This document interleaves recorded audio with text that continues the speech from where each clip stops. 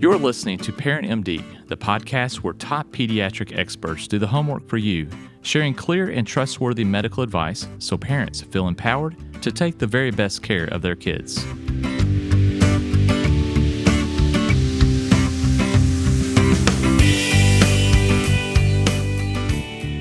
So welcome to Parent MD. Today we have with us our guest, Dr. Kyle Stewart. Welcome, Kyle. Morning. Thank you. Boy, so glad to have you. This has been a conversation I've been looking forward to having for a long time, like many of our guests, but we have a special relationship and bond, and we'll talk about that later. I always like to start the show out by kind of reminding folks about the background, the journey of our guests. So if you would, tell the audience about your career path. Yeah, so Kyle Stewart, as you mentioned, I grew up just outside of Louisville in Oldham County, LaGrange, Kentucky. We initially met when I was real young, which we'll talk through, which is a fun story, but decided real young early, as a teenager. Real young as a kid. Even before teenage years, I think. Yeah. And so decided, medicine was something that interests me as a career path. And so went to Western Kentucky University for my undergrad and then returned home back to the University of Louisville for medical school. Stayed there for my pediatrics residency, which is the training period after your medical school where you kind of specialize in a specific type of medicine. So decided, I love working with kids, want to work with them, got to stay home to do that. So most of that was at the Norton Children's Hospital, downtown Louisville, which I finished my training last year in 2022. And since then was able to still stay local and join a private practice group here just outside of Louisville, out in the Oldham County area. Excellent. So I'll jump in. The bond that we have is I used to be your pediatrician, obviously. Do you remember at what age I first met you and your family? Probably, I think 8 or 9. So my mom is a nurse, which was kind of the spark to my medical interest and my first exposure to it. And so she worked as an OB nurse for a long time, and then somehow got connected with you. Yeah, she was one of our nurses at Oldham County Pediatrics. One of the nurses who launched that, and so transitioned to become a patient of who is now my employer, which is really, really fun. But so you became my pediatrician with that. Yeah. So from the early age of 8. So what's fun for the audience to hear on this, and what's so fun for me to reconnect with Kyle is Kyle was not only a patient of mine from age 8 through his teenage years till I left to the medical school to work. But then he went to Western for undergrad like I did, to medical school at U of L where I did. And then he came back to Oldham County Pediatrics, the very place we met, where he is now a pediatrician. So to see him full circle and on this journey and to now truly be a pediatrician at Oldham County Pediatrics just gives me a lot of joy and pleasure, and then coming together as colleagues. And then to sit here today to talk about lessons learned from a young pediatrician, a young father, in this day and age in 2023, that's the conversation I want us to have. And I think parents will enjoy hearing your perspective as a young pediatrician. What's training like? What did you learn? What are you concerned and scared about? What should pediatricians know about all young pediatricians starting out that you want them to know? And then I want us to end up on you talking about lessons from a young father, having a 3-year-old. And on that note, I want to kind of give a shout out to a fellow I met the other day online. His name's Scott Grant, a great young father, pediatrician like yourself. And what's really neat is he has a podcast called Docs to Dads. And I say that because he's highlighting fatherhood. And so much in pediatrics, as we know, the emphasis is in motherhood, as it should be. Mothers carry the burden. They raise the kids for the most part. And so the bulk of our children's health care working arena is with mothers, but he really highlights the fathers. And so he's probably a great guy for you to connect. And I appreciate what Scott's doing out there. But I want to talk a little bit about that. So how was your training to be a pediatrician compared to what you thought it would be? Yeah. So my residency, which is again, the pediatric specific part of your medical training, started in the summer of 2019. And went as expected until the spring of 2020 when everything changed. Yep. So, everyone's got like a unique story with COVID, right? Everyone's life changed in some way. Mine was less of I stayed at home for 6 months and picked up a bunch of new hobbies and planting and all those types of things. I still went to work. Our work looked very, very different than I was expecting For pediatrics specifically, our volumes drastically decreased. Fortunately, the pediatric population was not impacted in terms of quantity or severity as much by the COVID pandemic. So our numbers really decreased in terms of people quarantining and those types of things. So it definitely slowed things down, made my training feel much slower. In terms of the volume of patients we saw wasn't quite as robust as people that had gone before me, but it was a very interesting time to be in academic medicine and sorting through these with some of the, from the academic perspective of a tertiary care children's hospital. It was a really, really neat time in retrospect to be there. And one of the things, at least in pediatrics, that came forth was like a new illness, MISC or MIS-C, which is just an example of how things change so quickly. So this was a new illness that's kind of this post-COVID inflammatory syndrome that we frankly learned on the spot, and it was new, and we had to study it and come up with ways to treat it and how to identify it. So that was really neat looking back to be able to have that opportunity to see these really, really intelligent doctors that were training me again be stretched and have to be flexible and learn. So that part was really, really cool. It definitely, like everyone else with COVID, residency is already a stressful enough time period. And then you add in the pandemic and then adding my family changing with the daughter added to the mix. Definitely felt inadequate in a lot of ways and overwhelmed in all aspects of those of my life at that time in the different arenas. But very thankful. I got a great training through U of L, and I'm thankful for all the people I met along the way. So how do you think the pandemic impacted parents' perceptions of the pediatrician's role?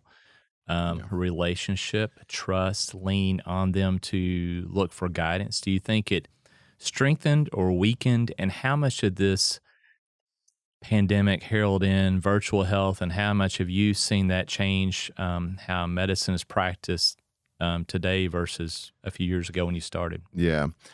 In some ways, I do think it was helpful because it kind of, I think, brought up the base knowledge in terms of infectious disease and how these things operate and the difference between a bacterial infection and a viral infection, some of these more nuanced things that took a little bit of education, I think, before the pandemic that now people understand as we've gone through this.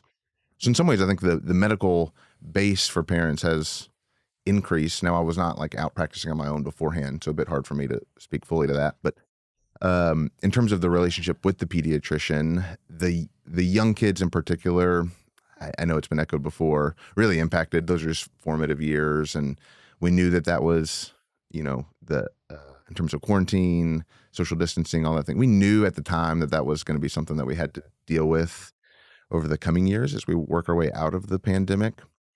So I think in many ways, the pediatrician's role has changed afterwards of, we got some catch up to do. And we need to be advocates and allies for parents in this time and help guide them as people who see population-wide what's happening and being able to speak to parents individually on what you experienced was terrible and really, really difficult, but you're not alone in that. We can kind of help learn from that. So I think in some ways it definitely strengthened. We have unfortunately seen, particularly with vaccinations and official recommendations, there's kind of this new and a much bigger conversation than us, and this new kind of overlap between the government, medical societies and what they recommend that is giving people pause that we're still having to kind of detangle. Everyone approaches that a little bit differently just with their own thoughts. And so that's been, I think, probably one of the more difficult things for me. I don't feel adequate, know anything about that stuff. So it's been difficult to detangle that. Yeah. So on that note, I am curious, in the event, let's say there's another pandemic in the next, let's say 3 years, where there's some institutional and recent memory of everybody of what just happened. How do you think parents will react to mandates on vaccines? How will they look at the data? How do you think the pediatricians will look at it? Do you think there'll be more uptake of a mandated vaccine, or do you think there'll be more hesitancy, more and I'm kind of leading the witness to my thought in the latter part of this. Do you think there'll be more questioning and hesitancy? What are your thoughts? Yeah. I'll lead with the process of the COVID vaccine was quite spectacular. I mean, that was how it came out so quickly, and in some ways that is exciting with some new technology that I think is going to lead to some really safe and helpful vaccines in the future. What I'm hearing, maybe the best way to frame it is what I'm hearing in my day-to-day interactions is there is definitely pause, appropriately so. Like, we have to be thoughtful about these things. Yeah. There's definitely pause. Now that has overflowed as well into some of the other more routine immunizations that have been out longer and are mandated. So we're definitely feeling that. And again, as a younger pediatrician, it's hard for me to compare before and after, but I do know from some of my colleagues it's something we're all feeling. And the data would suggest people are more vaccine hesitant now for all vaccines, not just the COVID vaccine, which is something that we'll continue to navigate and has always been a part of our job and will continue to. Yeah. Education, data, statistics. I think the job of a pediatrician is to be there as a partner for the parent to educate, inform, and then when they ask the question, "How would you treat your own child?" That's the best gold standard, and that's all you can do. And for the most part, pediatricians are pretty aligned on vaccines and all those areas of healthcare. I do think the future will be interesting how it unfolds given how the recent pandemic played out. No doubt, I think it was great there was a vaccine. I think it's great how quick it rolled out in a lot of ways. I think the jury is still out on the value of it being, I'm going to say, pushed in the pediatric population. I think for certain subsets of the population, it did make a lot of sense. I've got my own opinion on it, whether it need to be as broad-based of a recommendation as it was, but that's my opinion. And the beauty with the podcast, I kind of get to share my opinion. It's kind of fun now. I'll be honest. The one thing to that, so there's a lot of, I think, growing sentiment now in terms of, were they ever a high-risk population? Did we ever need to be pushing it? The strongest, and this is all personal, the thing that really, really cemented it in my mind was, again, that MISC, or that post-inflammatory COVID syndrome. The data was quite strong on the vaccine prevents that. And that's where in terms of medical illness, really sad situations were arising from that. We're thankfully not seeing as much now. It was with a specific wave of COVID, but the conviction behind, man, if this vaccine is able to prevent that, then feel quite strongly that it's probably for the best. And so that these are dynamic things that change. You always look back, right? Like, it's just hard for us all to check into how we were feeling March of 2020 and the fear. And what I think is important is for each pediatrician to do their homework, to come to a conviction, to feel passion as you did with your answer of the why. That's what parents want to know. At the end of the day, they can make their own decision. So I love that. And with you, I know it's informed and I know it comes from the right place.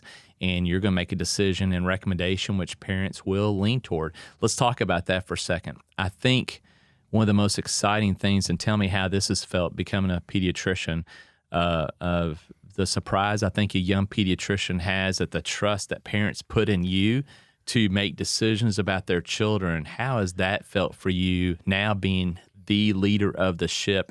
You don't have an attendant anymore. Yeah. You're out in the practice in the room by yourself. Parents are looking to you to be the end-all, be-all. How does that feel, or how is that scary? There's a rhythm to patient interactions when you're in residency of, I'm going to think of what I would do in this situation, and I'm going to go talk to someone that knows more than me about this, and then I'm going to come back and tell you what our plan is. Yeah, that's true. And so the first little bit out on my own, that rhythm getting broken of, we're in the room, have to make a decision, and you got to make a decision. You're not checking out to anybody now. You don't get to leave the room and come back. Yeah. So that rhythm being changed, I think, was probably the hardest thing for me to get out of, just the flow of the patient interaction. And it has been both daunting but a ton of fun, just because I've got a lot of really amazing families that follow with me and listen really well, and we have shared decision making over a lot of things. I think that's probably what I've realized more than anything else of, there's a good way to do this and then another good way to do this. Let's talk through the different options and kind of our thoughts on things and figure out where we both feel comfortable.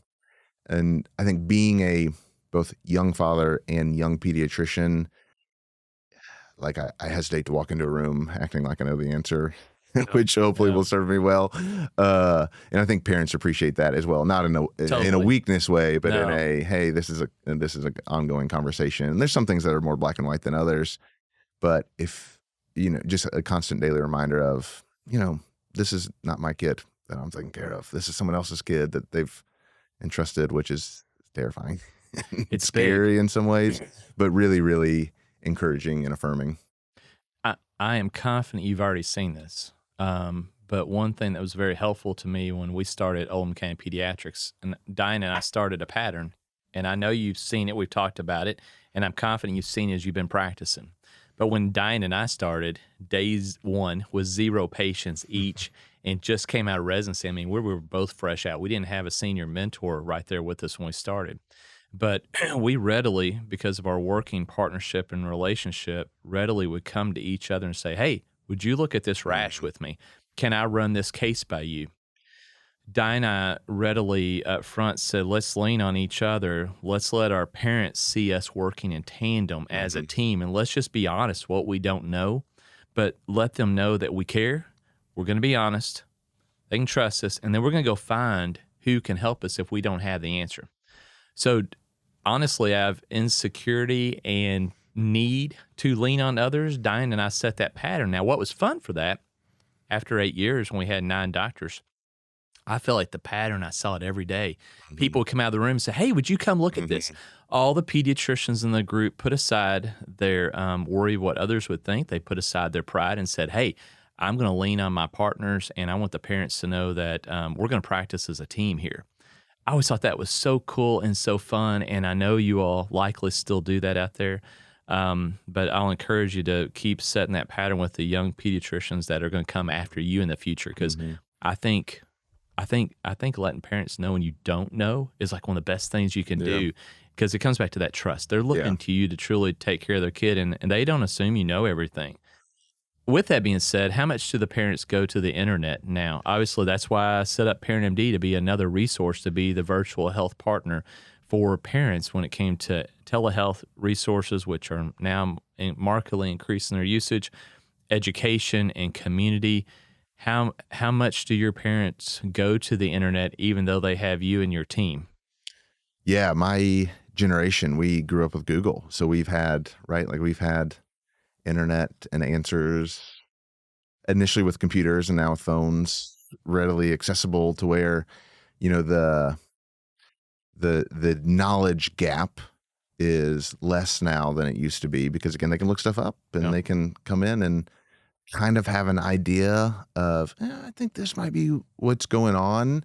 And I appreciate that they still come and still value our opinion, but that's, we do it with anything, right? Like if you're looking to buy a new car or house or lawnmower, you look stuff up, you look up reviews and you read other people's opinions. Exactly. And so that is my generation's, I think, first bend to, I don't know, something, maybe figure this out. And that overflows into healthcare, and then overflows into taking care of your kid in the middle of the night when something weird's going on. If it's 3 a.m, you're going to pull out your phone and start looking for stuff. And that's everyone's natural response out of a good spirit, right? Like none of this is trying to subvert anyone else's knowledge or anything like that. That is hey, I'm trying to take care of my kid. And so I've looked into these kind of things. So in some ways it's helpful, because you can say, you probably looked this up and this is probably what it told you was going on. You catch those rhythms of, if you Google fever and headache, scary stuff's going to pop up. And so you can kind of speak to that with the parents of, this is probably what you saw. Let me reassure you against that this is anything serious, or you may have seen this and that was kind of along the right track. But probably, definitely the overwhelming majority, if not all of the parents have, in terms of not the bread and butter illnesses, have come to me already having looked at something with an idea of what's going on. Where are they going the most, do you think? So I think it starts with a simple Google search, and then WebMD. Yeah, exactly. WebMD, just then, pulls up fussiness, fever, or whatever it is for your kid, or picky eater. How do we help picky eater? And I think so it's usually whatever just the first throwing a hit. symptom in and seeing what comes up on that page, wouldn't you say? Yeah. And that's what I found. I found that I found on this journey we started Parent MD is that parents and pediatricians, when I started asking them, all had a lot of different places they went to, but at the end of the day, just largely Googled generic words and seeing what popped up. I think that more so among the mothers, there's different groups and stuff, especially for the rare disorders and those types of things. Almost all of the kids that have some sort of chronic medical condition, the moms are involved in some sort of maternal community with other kids, mothers that have that same condition, which is helpful and can sometimes lead to, some differing thoughts, those types of things. But for the large part, they find community in that. And so I know that's a large driver for a lot of moms as well. Yeah. Less so dads. Yeah, no doubt. So as we're going to be wrapping up in our last few minutes, let's move to a fun topic. Let's talk about fatherhood. So take off the hat now of being a pediatrician, put on the hat of being the father.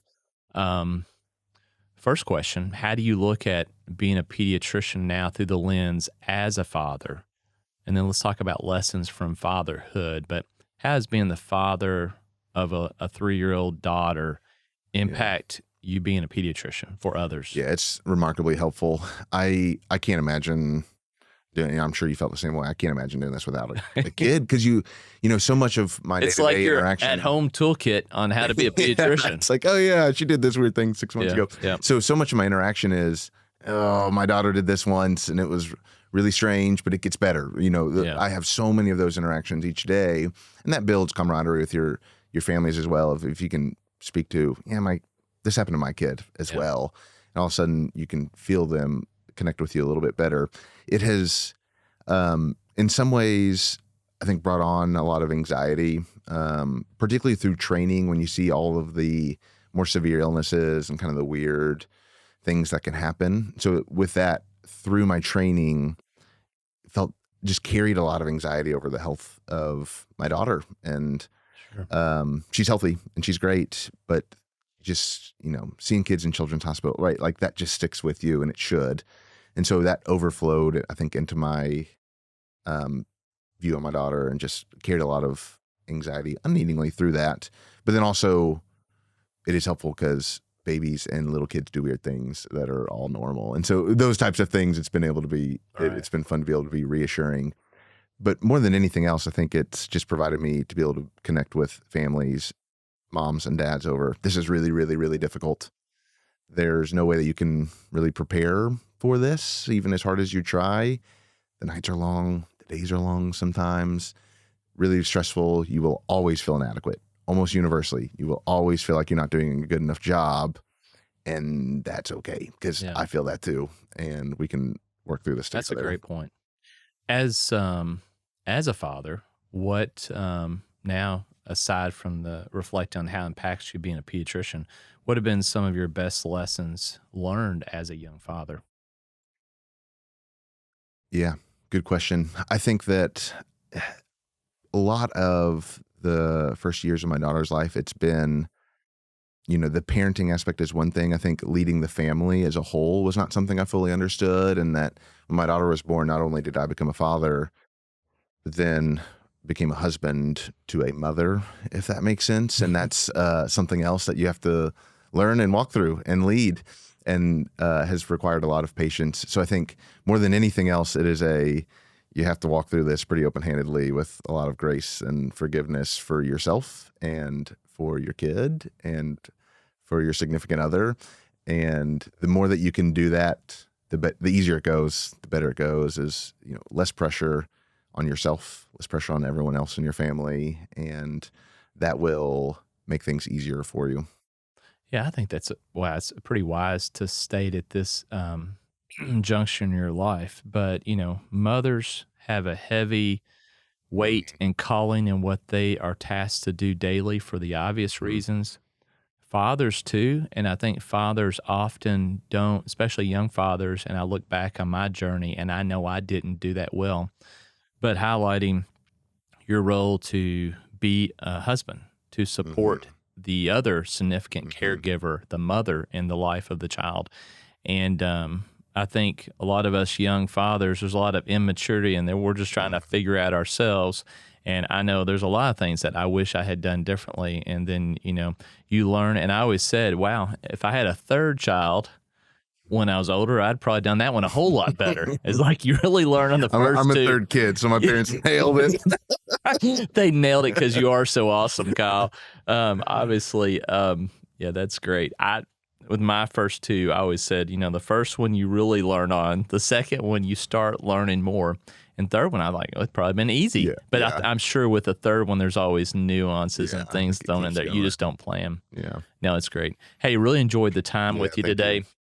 Glad you could be here, and so excited to see you on your career journey as a young pediatrician at Oldham County, where I started, and also as a father, and being a partner with us on Parent MD, and appreciate your feedback and being with us today. Yeah, thanks for having me. I appreciate it.